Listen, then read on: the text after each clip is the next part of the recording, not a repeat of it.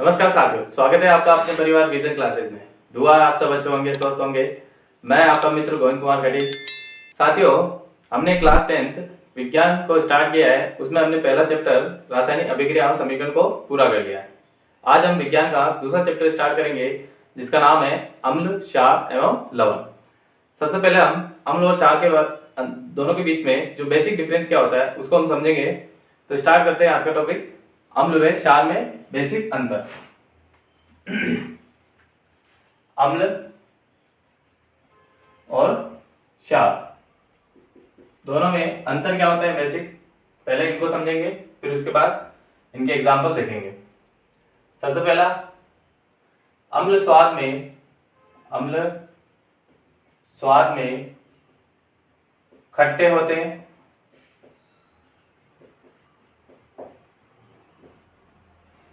जबकि क्षार जो है, क्षार स्वाद में कड़वे होते हैं।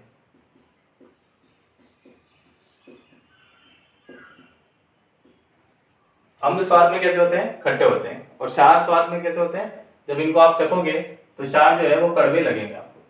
दूसरा पॉइंट, अम्ल नीले लिटमस पत्र को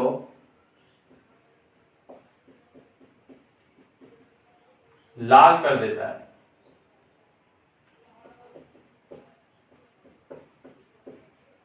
अम्ल का दूसरा पॉइंट क्या है? अम्ल जो है वो नीले लिटमस पत्र को क्या कर देता है? लाल कर देता है। देखो, अम्ल के पीछे ले आ रहा है और लाल के पीछे भी, यानी कि पीछे हमेशा लाल आएगा। ये थोड़ा सा बेसिक है इसको समझने के लिए, क्योंकि बहुत सारे बच्चे क्या करते हैं, नीले को लाल, लाल को नीले की जगह लिख लेते हैं। इसीलिए याद रखोगे, अम्ल नीले लिटमस पत्र को लाल कर देता है। दूसरा, क्षार लाल लिटमस पत्र को, लाल लिटमस पत्र को नीला कर देता है। दो पॉइंट हो गए। तीसरा पॉइंट है, आर्हेनियस के अनुसार, किसके अनुसार? आर्हेनियस के अनुसार अम्ल जलीय विलयन में, आर्हेनियस के अनुसार अम्ल जलीय विलयन में H+ आयंस देते हैं,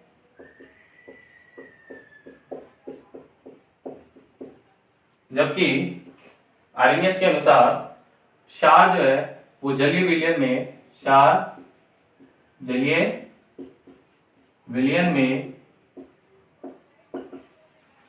हाइड्रोक्सी OH- आयन देते हैं। जलीय विलयन क्या होता है? जब भी जल में हम किसी अन्य पदार्थ को मिलाएंगे, जैसे जल में हमने शक्कर को मिलाया, तो शक्कर और जल का जो मिश्रण है वो क्या हो गया? विलयन। वो क्या बन गया? विलयन। तो जब भी जलीय विलयन में हम किसी क्षार को मिलाएंगे तो ये कौन से आयन देंगे? OH- आयंस देते हैं। कौन? क्षार। लेकिन अम्ल क्या करते हैं? जलीय विलयन में H+ आयंस देते हैं। उसके बाद इनके एग्जाम्पल देखो, कौन कौन से उदाहरण है अम्ल के। पहला एग्जाम्पल है H2SO4 सल्फ्यूरिक अम्ल, HCl हाइड्रोक्लोरिक अम्ल, HNO3 नाइट्रिक अम्ल, H2CO3 कार्बोनिक अम्ल, CH3COOH एसिटिक अम्ल। बेस के एग्जाम्पल देखो, क्षार के एग्जाम्पल कौन कौन से हैं? जैसे MgOH होल ट्वाइस, इसको हम मिल्क ऑफ मैग्नीशियम बोलते हैं। दूसरा, पोटेशियम हाइड्रोक्साइड। अगला, सोडियम हाइड्रोक्साइड। अगला, कैल्शियम हाइड्रोक्साइड। अगला एग्जाम्पल है अमोनियम हाइड्रोक्साइड। तो यानी कि जब इनको हम जल में, जलीय विलयन में मिलाएंगे तो ये सारे के सारे क्या है? अम्ल है। और ये क्या देंगे हमें? जलीय विलयन में H+ आयंस देंगे। कैसे देंगे? एक एग्जांपल देखते हैं। H2SO4 को यदि आप जल में मिलाओगे तो ये हमें H+ देगा। एक तो इसमें से H+ बाहर निकलेगा, और दूसरा क्या है? Sulphate ion. सल्फेट कौन है? SO4-2। या 2 हाइड्रोजन है तो यहाँ 2 लगा दो, ये अभिक्रिया क्या हो गई, बैलेंस हो गई। इसी तरीके से जैसे HCl है तो HCl में जब इसको जलीय विलयन में डालोगे तो ये H+ आइंस और Cl- आइंस, यानी कि अम्लों को जलीय विलयन में डालने पर ये क्या देते हैं, हमें H+ आइंस देते हैं।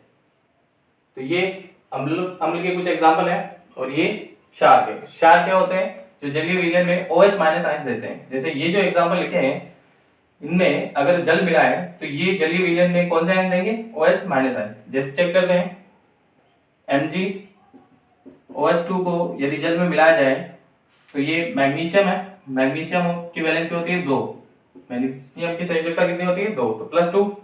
और ये क्या है, हाइड्रोक्साइड, हाइड्रोक्साइड यानी कि OH-।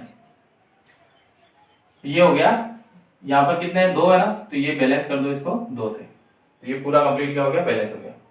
अब ये जलीय विलयन में कौन सा आयन दे रहा है, OH- आयन, इसीलिए ये क्या है, क्षार है।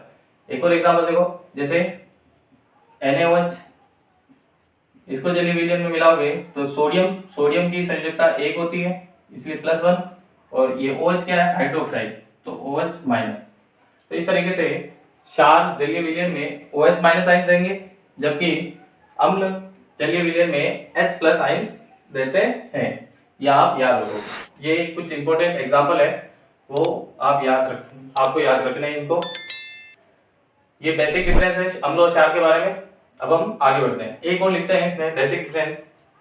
वो क्या है, अम्ल का पीएच मान 7 से कम होता है।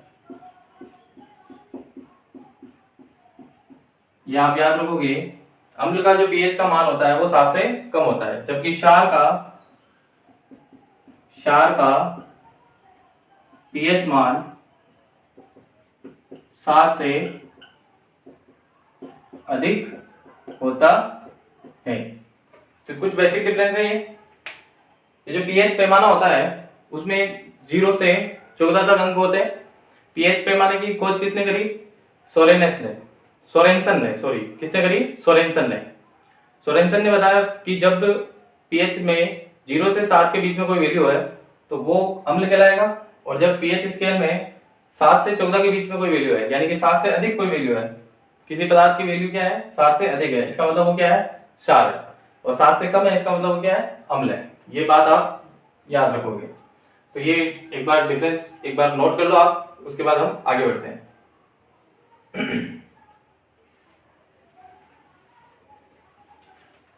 एक बार रिपीट कर देते हैं। अम्ल स्वाद में खट्टे होते हैं, क्षार स्वाद में कड़वे होते हैं। अम्ल नीले लिटमस पत्र को लाल कर देते हैं, जबकि क्षार जब किसी लिटमस पत्र के बारे में क्षार को लिटमस पत्र पर डालेंगे तो ये लाल लिटमस पत्र को क्या कर देंगे, नीला कर देंगे। अम्ल जलीय विलयन में H+ आयन देते हैं, ये किसने कहा, आर्हेनियस के अनुसार। क्षार जलीय विलयन में OH- आयन देते हैं। ये कुछ इंपॉर्टेंट एग्जांपल है, H2SO4 सल्फ्यूरिक अम्ल, HCl हाइड्रोक्लोरिक अम्ल, HNO3 नाइट्रिक अम्ल, H2CO3 कार्बोनिक अम्ल, CH3COOH एसिटिक अम्ल, MgOH whole twice milk of magnesia बोलते हैं, इसको इनो में यूज करते हैं। पोटेशियम हाइड्रोक्साइड, ये पोटेशियम हाइड्रोक्साइड है, ये पोटास सोडा है, पोटास सोडा। सोडियम हाइड्रोक्साइड, ये कास्टिक सोडा है। कैल्शियम हाइड्रोक्साइड, ये बुझा हुआ चूना है। Ammonium hydroxide. इस तरीके से ये एग्जांपल आप याद रखोगे। मिटाओ इनको।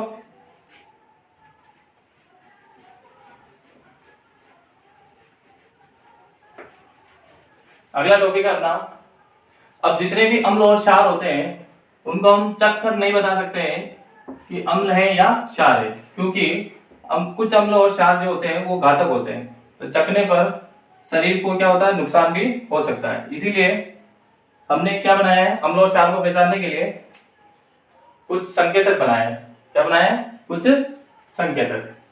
तो अगला टॉपिक अपना ये क्या है, संकेतक।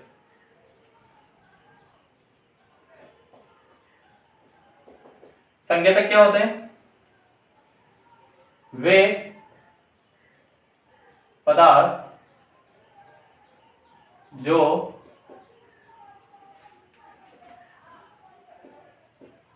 अम्ल व क्षार की सूचना प्रदान करे। वे पदार्थ जो अम्ल और क्षार की सूचना प्रदान करे उन्हें हम संकेतक कहते हैं। जैसे पहले इनके प्रकार समझते हैं, फिर उसके बाद संकेतक किस टाइप के होते हैं वो उनके उदाहरण भी समझेंगे। संकेतक 3 प्रकार के होते हैं। कितने प्रकार के? 3 प्रकार के। पहला जो होता है वो होता है प्राकृतिक संकेतक।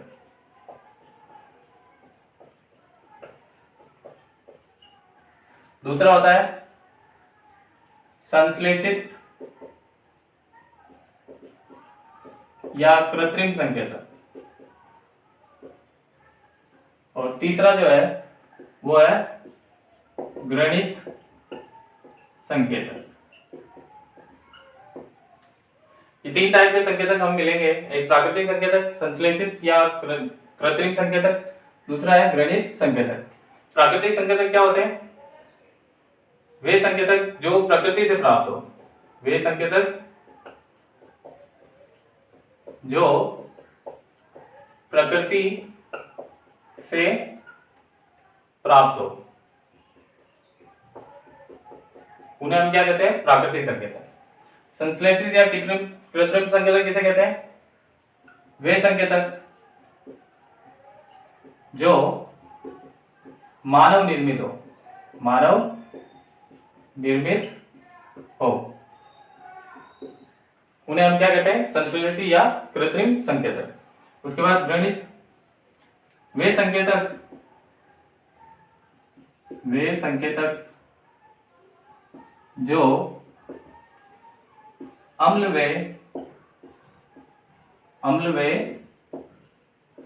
क्षार के संपर्क में आने पर अपनी गंध बदल देते हैं, बदल ले,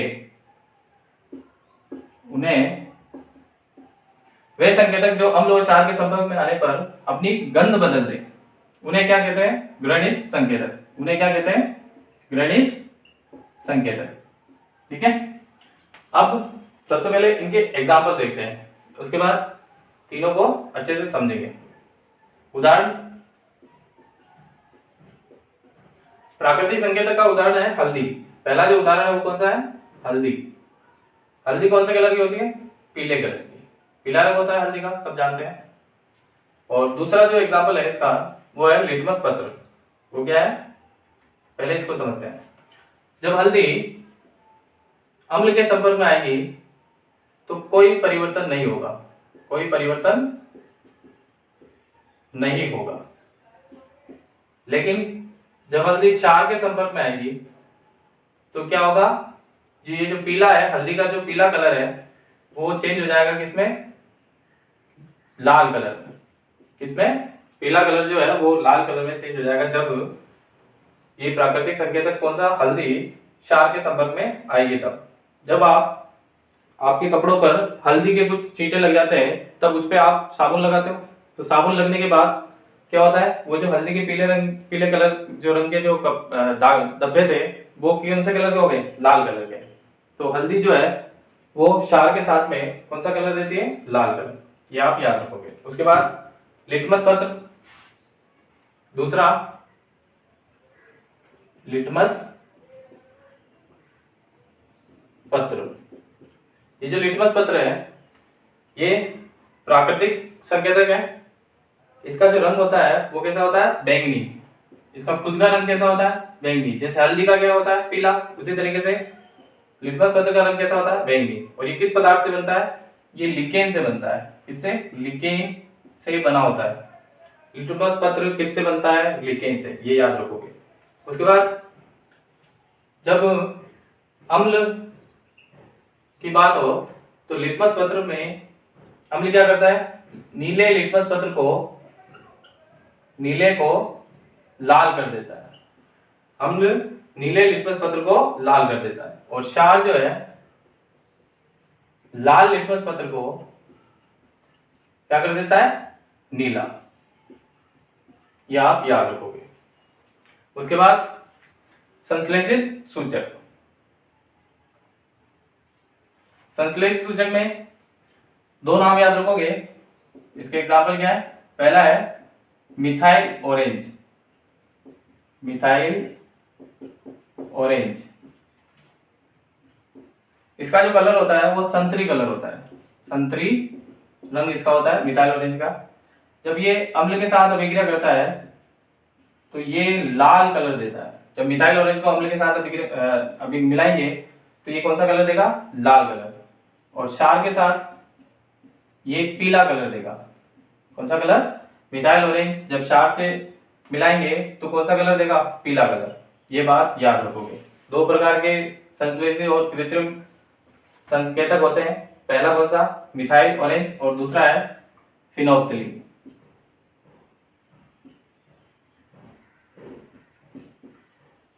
दूसरा कौन सा है, फिनोप्थिलीन। इसका जो कलर होता है वो हल्का गुलाबी होता है, हल्का गुलाबी।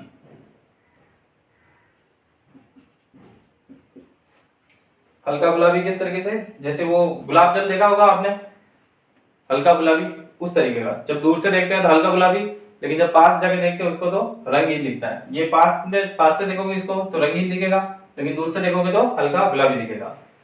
और फिनोप्थिलीन जब अम्ल में मिलाओगे फिनोप्थिलीन को तो कोई परिवर्तन नहीं आएगा, कोई परिवर्तन नहीं होगा। लेकिन जब इसको क्षार में मिलाओगे तो ये गहरा गुलाबी रंग देगा, गहरा गुलाबी रंग। तो ये क्या हो गए, संश्लेषित और कृत्रिम जो मानव निर्मित है। मिथाइल ऑरेंज अम्ल से अभिक्रिया करके लाल रंग देता है, और मिथाइल ऑरेंज क्षार से अभिक्रिया करके पीला रंग देता है। फिनोप्थिलीन ये अम्ल से अभिक्रिया करके, जब अम्ल से फिनोप्थिलीन अभिक्रिया करेगा तो कोई परिवर्तन नहीं होगा, रंगहीन होगा, है ना। कोई परिवर्तन नहीं मतलब रंगहीन। उसके बाद क्षार से जब फिनोप्थिलीन मिलेगा तो गहरा गुलाबी रंग का एक नया पदार्थ बनेगा हमें। इससे हम पहचानेंगे कि कोई भी जो सामने वाला पदार्थ है वो क्या है, क्षार है। उसके बाद ग्रनित संकेतक, इसको हम समझते हैं। पहले इसको एक बार उतार लो अच्छे से, फिर हम समझते हैं।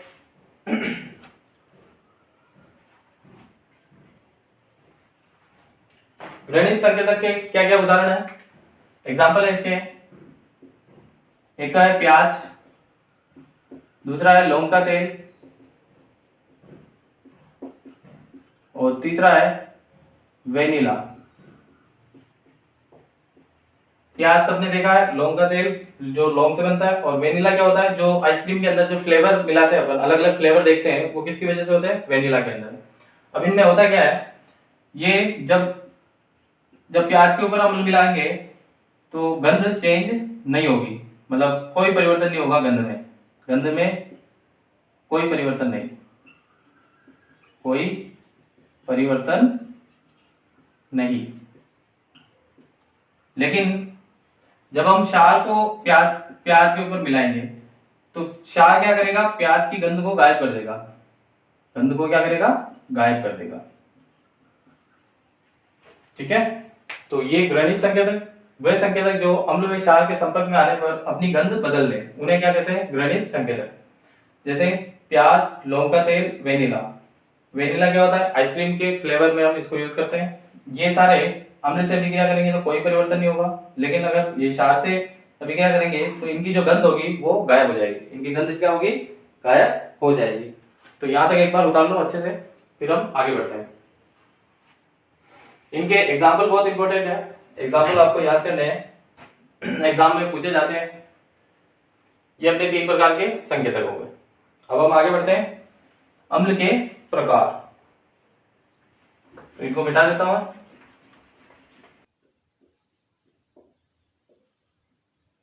अम्ल के दो प्रकार होते हैं। पहला होता है दुर्बल अम्ल, और दूसरा है प्रबल अम्ल, जिसमें H+ आयंस ज्यादा होंगे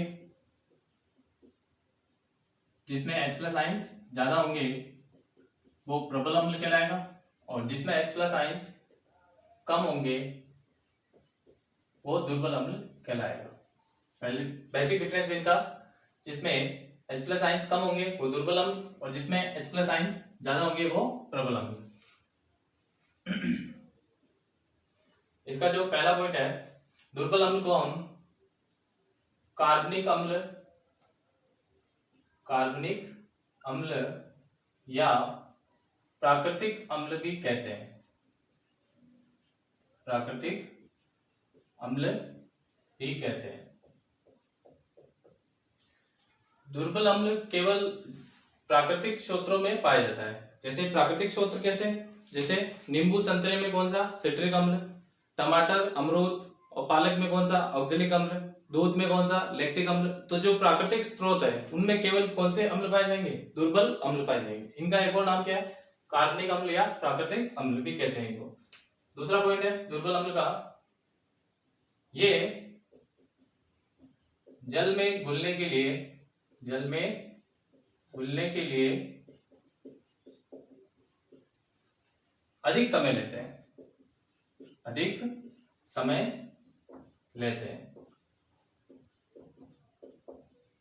तथा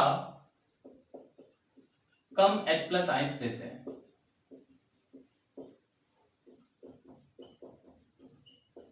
जो दुर्बल अम्ल होंगे वो हम जल में इनको घोलने की कोशिश करेंगे तो ये बहुत ज्यादा समय लेते हैं, और H प्लस आइंस इनके क्या होगा, कम, उस जल में कम H प्लस आइंस हमें मिलेंगे, इसीलिए ये क्या है, दुर्बल अम्ल।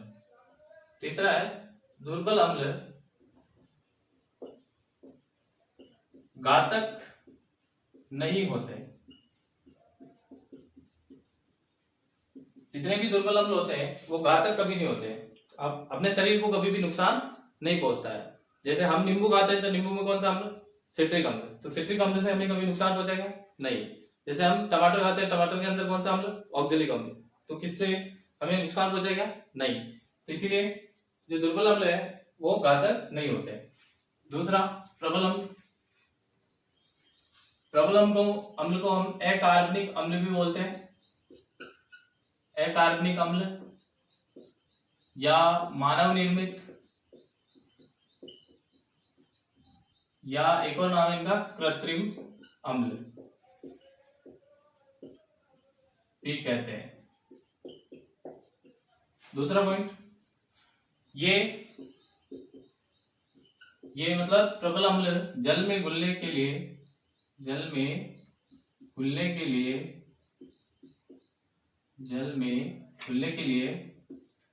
कम समय लेते हैं तथा अधिक H प्लस आइंस देते हैं।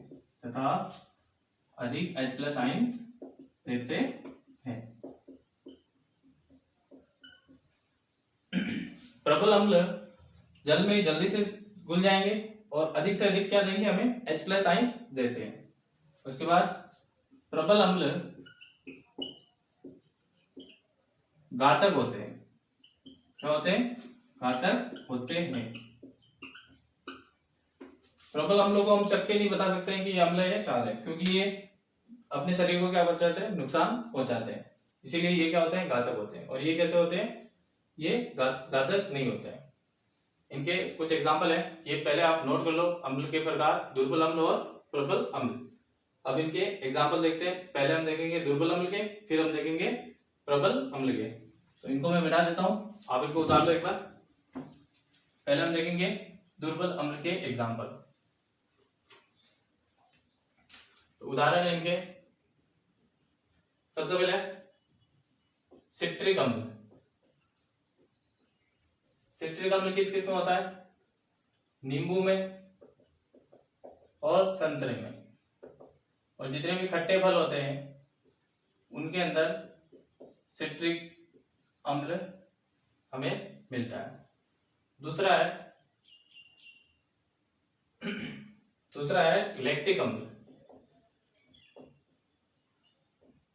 लैक्टिक अम्ल ये किसमें मिलता है, हमें दूध और डेयरी उत्पाद जो होते हैं उनमें, हमें डेयरी उत्पाद जितने भी होंगे उनमें सब में हमें लैक्टिक अम्ल मिलेगा। तीसरा है ऑक्जेलिक अम्ल। तीसरा क्या है? ऑक्जेलिक अम्ल। यह हमें टमाटर में, पालक में और अमरूद में मिलेगा। पालक, टमाटर और अमरूद में कौन सा अम्ल मिलेगा? ऑक्जेलिक अम्ल। ये जो अम्ल होता है ये पथरी के लिए जिम्मेदार होता है। पथरी के लिए जिम्मेदार होता है। कैसे? पथरी को हम, रासायनिक नाम क्या है पथरी का? पथरी का रासायनिक नाम है कैल्शियम ऑक्जिलेट। Calcium oxalate.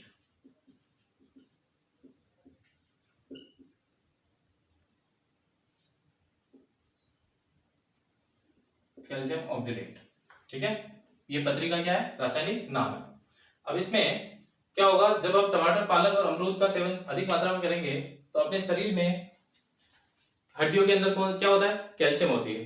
तो कैल्शियम और ये जो ऑक्जेलिक अम्ल है दोनों आपस में अभिक्रिया करके क्या बना लेते हैं? कैल्शियम ऑक्जेलेट बना लेते हैं, जिसे हम क्या कहते हैं? पथरी कहते हैं। तो अपने पेट के अंदर क्या हो जाएगी? पथरी जमा हो जाएगी। इसीलिए ऑक्जेलिक अम्ल का जब पथरी होती है तब डॉक्टर सेवन, टमाटर, पालक और अमरूद का सेवन करने के लिए मना करते हैं। क्यों करते हैं? क्योंकि पथरी को ये बढ़ाते हैं, इसीलिए। उसके बाद इसका सूत्र याद रखना, C2H2O4, ये इसका रासायनिक सूत्र है ऑक्जेलिक अम्ल का। ऑक्जेलिक अम्ल के बाद मैलिक अम्ल। ये मैलिक अम्ल किस में होता है? ये होता है सेम में।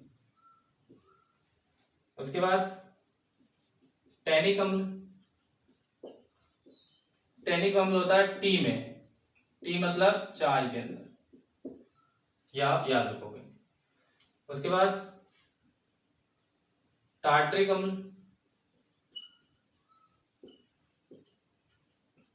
टार्ट्रिक अम्ल किसमें होता है? एक तो अंगूर में, इमली में और कच्चे आम में। कच्चे आम, एक तो अंगूर में, इमली में और कच्चे आम के अंदर हमें क्या मिलेगा? टार्ट्रिक अम्ल। इसको याद कैसे करोगे टार्ट्रिक अम्ल इमली के अंदर? जब हम इमली को तोड़ते हैं तो हल्की सी टर टर की आवाज आती है, तो इमली के अंदर टार्ट्रिक अम्ल। इस तरीके से थोड़ा सा बेसिक याद रखोगे तो ये अम्ल आपको याद हो जाएंगे। उसके बाद टार्ट्रिक के बाद हो गया फॉर्मिक अम्ल। फॉर्मिक अम्ल किसमें होता है? फॉर्मिक अम्ल का एक और नाम है, इसको आप याद रखोगे। फॉर्मिक अम्ल का नाम, दूसरा नाम क्या है? मेथेनोइक अम्ल। मेथेनोइक अम्ल। तो दोनों से सवाल बन सकता है, फॉर्मिक अम्ल या मेथेनोइक अम्ल। ये किसमें होता है? ये होता है चींटी के डंक में। इसमें चींटी के डंक या मधुमक्खियों के डंक में, मधुमक्खियों के डंक में या नेटल डंक में, नेटल डंक के अंदर। तो चींटियों के डंक में, मधुमक्खियों के डंक में और नेटल डंक में। ये नेटल एक बिच्छुओं का पौधा होता है, बिच्छुओं का पौधा, उसको हम नेटल बोलते हैं, नेटल प्लांट बोलते हैं। उसके वो जो बिच्छुओं का जो पौधा होता है उसकी जो पत्तियां हैं जब हम हाथ पास में लेके जाते हैं तो वो डंक मारती है। तो इनकी वजह से जो फॉर्मिक अम्ल और मेथेनोइक अम्ल क्या होता है? रिलीज होता है। और ये इनके कारण क्या होता है? अपने इस अम्ल की वजह से सूजन आने लगती है, शरीर में सूजन आने लगती है, यह आप याद रखोगे। उसके बाद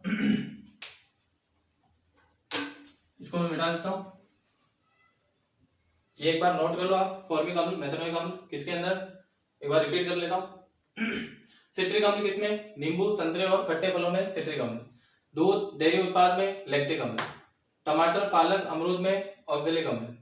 ये पथरी की जिम्मेदार है ऑक्जेलिक अम्ल, इसको याद रखोगे। पथरी को रासायनिक नाम क्या है? Calcium oxalate. कैल्शियम ऑक्जेलेट कैसे बनती है? जब अपनी हड्डियों में क्या होती है? कैल्शियम। और कैल्शियम जो है वो कैल्शियम जो है वो ऑक्जेलिक अम्ल के साथ में अभिक्रिया करके क्या बना लेते हैं? Calcium oxalate. और हमें पेट की क्या हो जाती है? पथरी, पेट के अंदर पथरी बनना स्टार्ट हो जाती है। इसका फॉर्मूला क्या है ऑक्सिलिक अम्ल का? C2H2O4। मैलिक अम्ल किसमें होता है? सेम में। टैनिक अम्ल किसमें होता है? चाय। चाय को हम क्या बोलते हैं? टी। टी से याद रखोगे टैनिक अम्ल। टार्ट्रिक अम्ल अंगूर, इमली, कच्चे आम में। और फॉर्मिक अम्ल, मेथनोइक अम्ल चींटी के डंक, मधुमक्खियों के डंक और नेटल डंक। ये जो अम्ल है वो अपने शरीर में सूजन उत्पन्न कर लेता है, ये आप याद रखोगे। उसके बाद अगला है, मिटाओ इसको।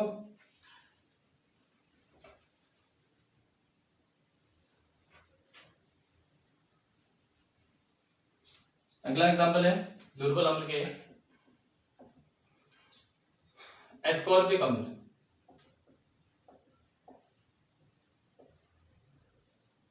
एस्कॉर्बिक अम्ल किसमें होता है? आंवले में।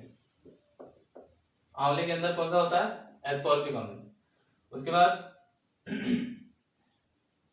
एसिटिक अम्ल। एसिटिक अम्ल या इसका एक और नाम है एथेनोइक अम्ल।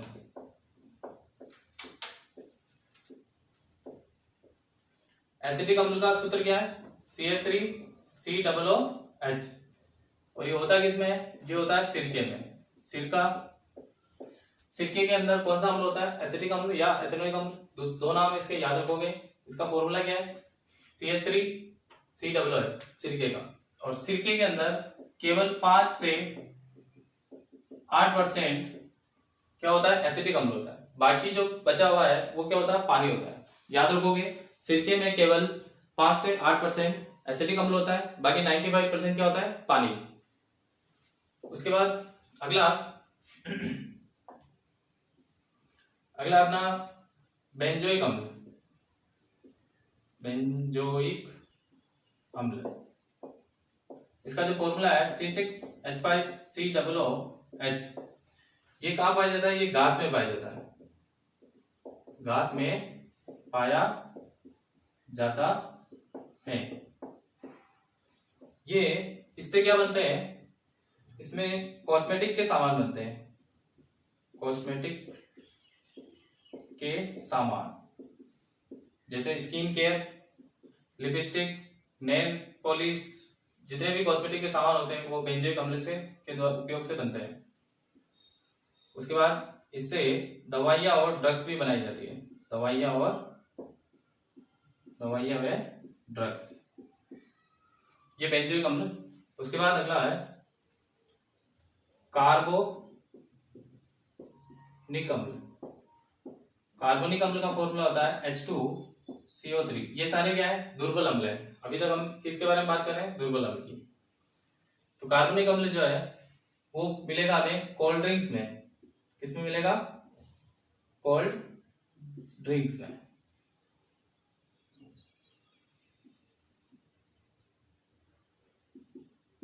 कोल्ड ड्रिंक्स के अंदर हमें क्या मिलेगा? कार्बनिक अम्ल। जब हम कोल्ड ड्रिंक्स पीते हैं, थम्स अप, लिम्का, ये वाली जो कोल्ड ड्रिंक्स है, इनमें जब हम शुरुआत में पीते हैं तो हल्की सी अपने गले में जलन होती है और ठंडापन महसूस होता है। वो किसकी वजह से होता है? वो कार्बनिक अम्ल की वजह से होता है। तो आप याद रखोगे। और किसमें होता है कार्बनिक अम्ल? सोडा पानी में।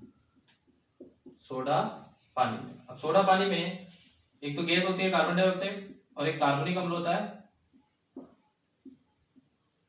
दोनों का मिश्रण सोडा पानी कहलाता है। क्या कहलाता है? कार्बनिक अम्ल और कार्बन डाइऑक्साइड दोनों का मिश्रण सोडा पानी। और कोल्ड ड्रिंक्स में जो हल्की सी जलन होती है और खट्टापन जो महसूस लगता है हमें कोल्ड ड्रिंक्स पीने के बाद, वो किसकी वजह से होता है? वो कार्बनिक अम्ल की वजह से होता है। तो ये सारे हमने किसके एग्जाम्पल है? ये दुर्बल अम्ल के। अब हम समझते हैं प्रबल अम्ल के उदाहरण। तो इसको मैं बता देता हूं।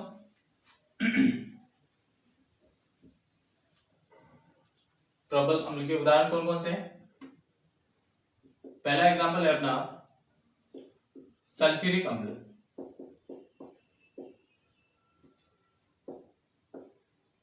पहला एग्जाम्पल सल्फ्यूरिक अम्ल का फॉर्मूला क्या है? H2SO4। इसको हम तेजाब भी बोलते हैं। इसका एक और नाम क्या है? अम्लों का राजा।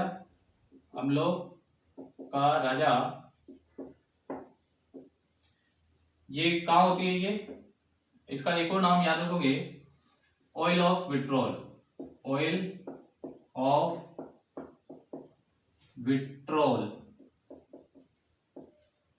हिंदी में बोलते हैं थोथा का तेल, थोथा का तेल। फेक ऑयल होता है ये, ऑयल ऑफ पेट्रोल जो हम बोलते हैं, इसका समझ नाम क्या है, फेक ऑयल। ये थोथों का तेल कहलाता है, अम्लों का राजा। और ये क्या होता है, फर्श साफ करने के लिए किया जाता है इसका यूज। फर्श को साफ करने में उपयोग होता है इसका। फिनॉल वगैरह में इसको मिलाते हैं अपन। किसमें मिलाते हैं, फिनॉल में सल्फ्यूरिक अम्ल मिला होता है, जिसकी वजह से फर्श क्या हो जाती है, साफ हो जाती है। उसके बाद इस थोथे से दो जो केमिकल सूत्र होते हैं वो आप याद रखोगे, एक होता है नीला तोता और एक होता है हरा तोता। इनको भी साथ में याद रखोगे, नीला तोता और एक होता है हरा तोता। तो नीला तोता क्या होता है, कॉपर सल्फेट 5s2, इसका ये फॉर्मूला है। और हरे तोते का फेरस सल्फेट 7s2, ये नीले तोते का फॉर्मूला है CuSO4 5s2, और हरा तोते का फॉर्मूला FeSO4 7s2। ये याद रखोगे आप। उसके बाद सेकंड है प्रबल अम्ल अपना नाइट्रिक अम्ल।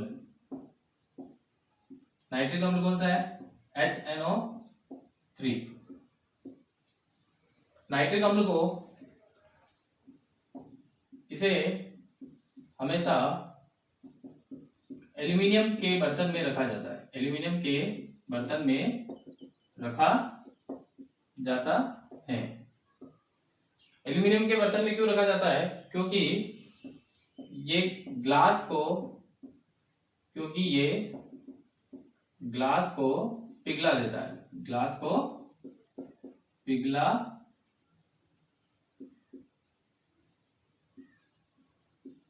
देता है। इसीलिए इसको हम किस में रखते हैं, एल्यूमिनियम के बर्तन में रखते हैं।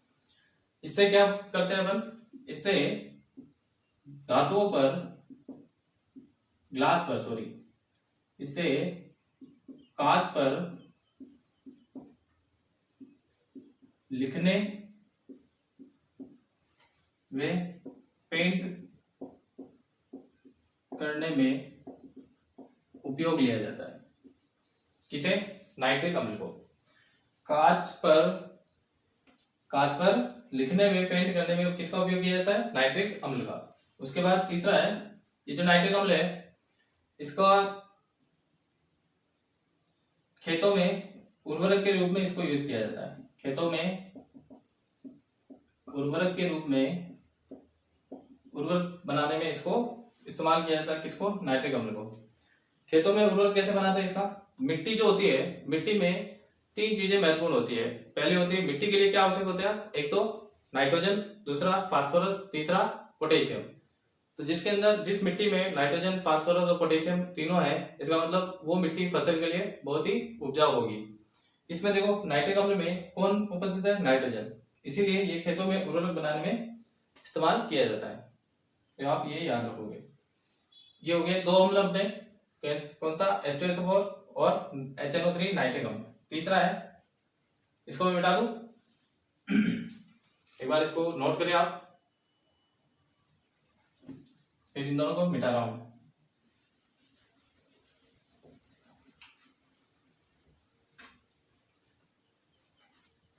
तीसरा अपना कौन सा है, हाइड्रोक्लोरिक अम्ल। हाइड्रोक्लोरिक अम्ल HCl है, इसका रासायनिक सूत्र क्या है, HCl। हाइड्रोक्लोरिक अम्ल का रासायनिक सूत्र क्या है, HCl। इसमें क्या होता है, ये जठर अम्ल कहलाता है। इसका एक और नाम क्या है, जठर अम्ल, या इसे हम पेट का अम्ल भी बोलते हैं, पेट का अम्ल। ये कहाँ उपस्थित होता है, ये अपने आमाशय में होता है। कहां पर होता है, आमाशय के अंदर। जब हम भोजन करते हैं तो भोजन को पचाने के लिए, भोजन को पचाने का कार्य HCl का होता है। किसका होता है, भोजन को पचाने का कार्य किसका होता है, HCl का। ये कहां पर होता है, अपने आमाशय के अंदर। इसका एक और नाम क्या है, जठर अम्ल या पेट का अम्ल भी कहते हैं इसको। तो ये हमने दुर्बल अम्ल और प्रबल अम्ल के बारे में समझा, अम्लों के प्रकार को समझा अच्छे से। एक बात और याद रखोगे, इन 6 के अलावा, ये जो मैं एग्जाम्पल लिख रहा हूं, इनके अलावा जो भी अम्ल होंगे वो सारे क्या होंगे, दुर्बल। ये जो लिख रहा हूं ये प्रबल होंगे, बाकी सारे क्या होंगे, दुर्बल।